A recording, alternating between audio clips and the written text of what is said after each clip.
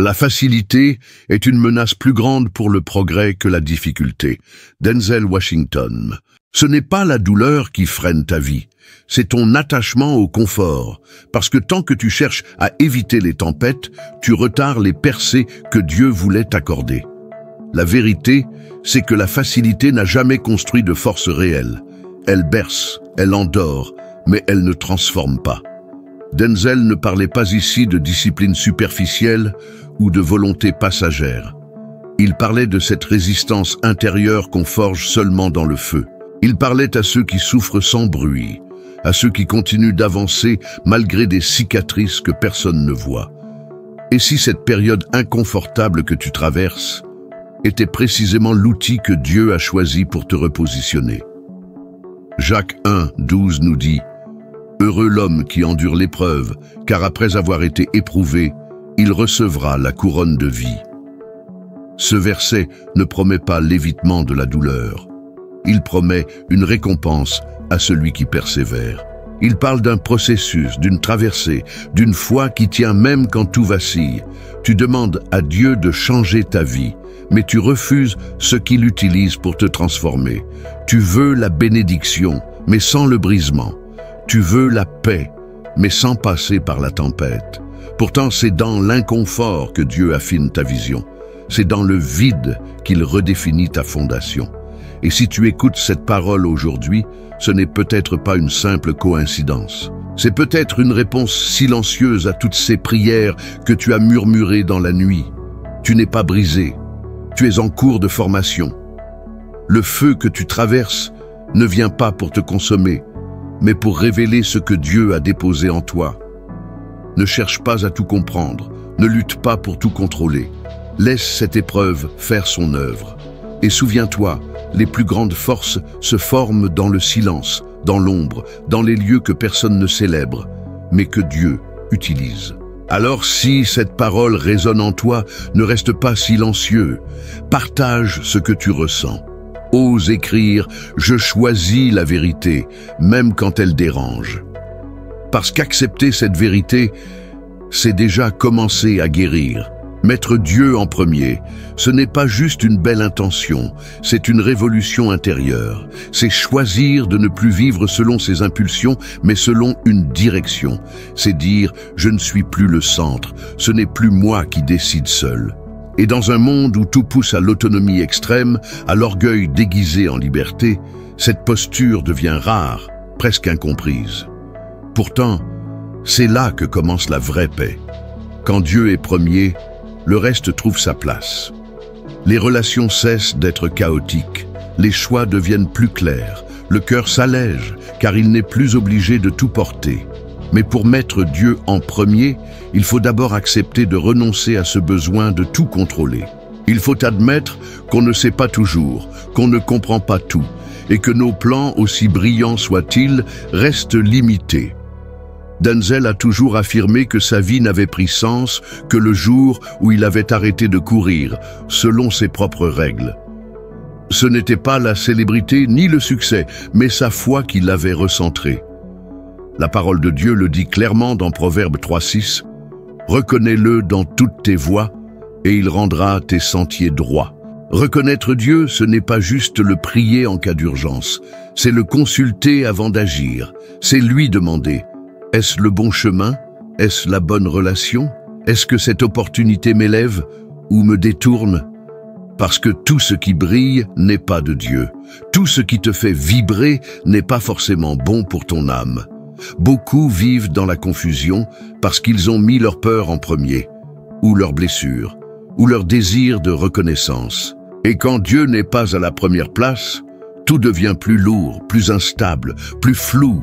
Ce n'est pas qu'il t'a abandonné, c'est que tu as laissé d'autres voies prendre le dessus. Et il attend simplement que tu reviennes, pas avec des discours, mais avec une décision. Mettre Dieu en premier, c'est parfois dire non à ce que tu veux, pour dire oui à ce que tu as besoin. C'est choisir de marcher lentement avec paix, plutôt que vite avec chaos. C'est refuser de bâtir sans fondation. Et parfois, c'est accepter que Dieu ferme des portes que tu voulais ouvertes, juste pour t'éviter une chute. Tu n'as pas besoin de tout comprendre pour obéir. Tu n'as pas besoin de voir l'issue pour faire confiance. Ce que Dieu construit en toi est plus précieux que ce que tu peux saisir maintenant. Et si tu le mets en premier, il éclairera même tes nuits les plus sombres. Il guidera tes pas, même au milieu de l'incertitude. Ce n'est pas une promesse vague, c'est une certitude. Alors aujourd'hui, ne laisse pas ta peur diriger ta vie. Ne laisse pas ta blessure écrire ton avenir. Choisis de replacer Dieu au centre, non pas par obligation, mais par confiance. Et si ce choix résonne en toi, écris-le, déclare-le. Seigneur, je te remets le contrôle. Ne confonds pas le mouvement avec le progrès. Denzel Washington. Il y a des jours où tu te sens actif, occupé, présent dans 1000 choses à la fois. Mais en réalité, tu ne bouges pas. Tu avances en surface, mais à l'intérieur, tu es figé. Tu travailles, tu construis, tu fais des choix, tu donnes l'impression d'avoir le contrôle. Mais si on arrêtait le temps un instant, que verrait-on réellement? Une personne en paix? Ou un cœur qui fuit quelque chose qu'il n'a jamais osé affronter? Denzel l'a dit clairement, bouger ne veut pas dire grandir. Il est possible de traverser des saisons entières en mouvement constant, sans jamais faire un pas de plus vers sa guérison. Il y a en nous des blessures anciennes, des mensonges acceptés, des habitudes profondément ancrées qui guident nos pas sans que l'on s'en rende compte. On répète les mêmes schémas, on attire les mêmes relations, on se heurte aux mêmes murs, parce qu'on n'a jamais permis à Dieu de venir toucher ce qu'on préfère cacher. Le psaume 34, 18 nous rappelle cette vérité douce et puissante. L'Éternel est près de ceux qui ont le cœur brisé, et il sauve ceux qui ont l'esprit abattu. Il ne demande pas un cœur parfait, il s'approche de ceux qui sont au bout de leur force. Et c'est là que la véritable transformation commence, pas dans le masque, pas dans le rôle qu'on joue pour les autres, mais dans cette vulnérabilité sincère, cet instant où l'on dit enfin « Seigneur, je n'en peux plus, j'ai besoin que tu m'aides ». La guérison intérieure précède toujours l'élévation extérieure. Tu ne peux pas bâtir une vie saine sur une douleur non résolue. Tu ne peux pas aimer pleinement si ton cœur est encore rempli de peur, de colère ou de méfiance. Et Dieu, dans sa grâce, va souvent permettre qu'un aspect de ta vie s'effondre, non pas pour te punir, mais pour te forcer à regarder à l'intérieur. Ce n'est pas un hasard si tu écoutes ces mots aujourd'hui. Peut-être que tu as prié pour du changement, mais sans t'autoriser à être changé. Peut-être que tu as demandé à Dieu une nouvelle saison, tout en traînant encore les blessures de l'ancienne. Mais il est prêt à faire ce travail en toi, pas pour te briser davantage, mais pour te reconstruire avec des fondations solides. Et parfois, ce travail commence simplement par une phrase, une décision, un murmure dans le cœur, quelque chose comme « Seigneur, je n'ai plus envie de fuir ». Ce n'est pas la force qui attire la présence de Dieu, c'est la sincérité. Alors si tu ressens que ces paroles parlent de toi, si tu sais qu'il y a encore des endroits en toi qui ont besoin de lumière, de paix, de restauration, écris-le. Seigneur, guéris ce que je cache, parce que ce que tu caches finit toujours par te dominer, mais ce que tu remets à Dieu finit toujours par guérir. Si tu n'échoues jamais, c'est que tu n'essaies même pas. Denzel Washington. L'échec n'est pas ton ennemi. L'échec, c'est un miroir. Il te révèle là où tu dois grandir. Il expose les zones où tu fais semblant. Il brise les illusions que tu entretiens sur toi-même. Ce que Denzel voulait dire, ce n'est pas que tomber est glorieux, mais que tomber est parfois nécessaire. Parce que rester debout, à tout prix, sans jamais affronter ses limites, c'est vivre dans la peur, c'est vivre dans le contrôle. Et tu ne peux pas vivre dans la foi si tu vis dans le contrôle. Mais il y a une chose encore plus dangereuse que l'échec, c'est de répéter les mêmes erreurs en boucle, sous des visages différents, dans des contextes différents, avec des gens différents. Tu changes de ville, tu changes de relation, tu changes de projet, Mais au fond, tu continues d'agir avec les mêmes blessures. Tu cherches du neuf avec un cœur ancien. Et c'est pour ça que tu retombes toujours au même point. Romains 12:2 nous le dit avec puissance. Ne vous conformez pas au siècle présent, mais soyez transformés par le renouvellement de l'intelligence. Ce renouvellement, il commence par un choix. Le choix d'arrêter de vivre en pilote automatique. Le choix de sortir des excuses qu'on se répète depuis des années. Le choix de laisser Dieu te faire penser autrement, réagir autrement, aimer autrement. Tu veux du changement? Alors commence par l'intérieur. Parce que Dieu ne peut pas bénir une version de toi qui refuse de mûrir. Il ne peut pas bâtir avec un cœur qui rejette la correction. Et la correction, ce n'est pas la condamnation, c'est un acte d'amour. Dieu te corrige parce qu'il t'aime, parce qu'il voit plus loin que ton moment actuel. Il voit la personne que tu peux devenir et il veut t'y amener, mais pas sans ta participation. Denzel disait que le regret coûte plus cher que la discipline, et il avait raison. Ce que tu refuses d'affronter aujourd'hui reviendra demain, avec plus de force, plus de douleur, plus de conséquences. Il est temps de briser le cycle, pas pour te punir, mais pour te libérer.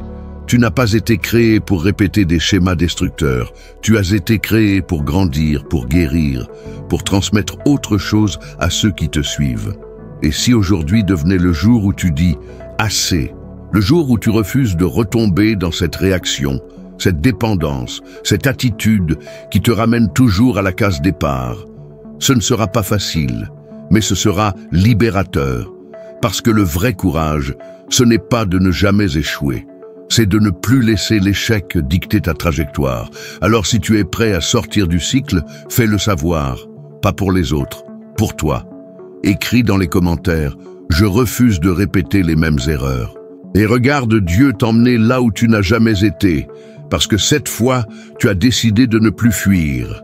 Les rêves sans objectif restent des rêves et finissent par nourrir la déception. Denzel Washington. Combien de rêves as-tu laissé s'éteindre en silence? Des idées que Dieu a déposées dans ton cœur, des appels que tu as ressentis, mais que tu as enterrés sous les excuses, sous la peur, sous la pression du quotidien. Denzel l'a dit, rêver sans agir, sans direction, sans engagement, c'est entretenir une illusion douloureuse. Et avec le temps, cette illusion devient frustration. Parce qu'au fond de toi, tu sais que tu étais fait pour plus. Ce n'est pas que tu manques de vision, c'est que tu as laissé les blessures t'éloigner de ta mission. Tu t'es peut-être entouré de gens qui n'y croient pas. Tu as peut-être vécu un échec qui t'a fait douter. Ou tu as prié, attendu, espéré, sans rien voir venir. Et tu as commencé à penser que ce rêve n'était peut-être pas réel, mais ce n'est pas parce qu'il tarde qu'il est faux. Ce n'est pas parce qu'il dort qu'il est mort. Jérémie 29:11 nous rappelle cette vérité éternelle. « Car je connais les projets que j'ai formés pour vous, dit l'Éternel, projets de paix et non de malheur, afin de vous donner un avenir et de l'espérance. » Tu n'es pas ici par hasard. Ton histoire n'est pas une suite d'accidents. Il y a une intention divine sur ta vie. Et même si tu ne la vois pas encore, elle agit, elle travaille, elle te prépare. Mais voici la vérité que peu veulent entendre. Dieu ne réalisera pas tes rêves à ta place. Il attend ton mouvement, ta foi active, ta décision de revenir vers ce que tu avais abandonné. Pas en essayant de tout faire en un jour, mais en reprenant un pas après l'autre. Il ne cherche pas ta performance, il cherche ton oui. Et ce rêve que tu portes, ce n'est pas juste pour toi. Il y a des gens, des familles, des vies entières qui seront touchées par ton obéissance, ton courage, ta fidélité. Chaque fois que tu choisis d'y croire à nouveau, même avec des mains tremblantes, tu avances vers ta destinée. Alors lève-toi, récupère ce que tu avais laissé. Regarde le ciel, pas tes cicatrices. Ce que Dieu a commencé, il le finira. Ce qu'il t'a promis, il l'accomplira. Tu n'as pas tout gâché. Tu n'as pas échoué au point de ne plus avoir de place. Il y a encore une saison pour toi. Il y a encore une mission. Et si tu es en vie, c'est que c'est toujours le moment. Aujourd'hui, choisis de recommencer. Choisis de dire à Dieu, « Je suis prêt ». Même si tu ne sais pas par où commencer, il le sait. Et il marchera avec toi. Si cette parole a réveillé quelque chose en toi, écris dans les commentaires. Je reprends le rêve que Dieu a mis en moi et que cette fois, tu ne le laisses plus mourir.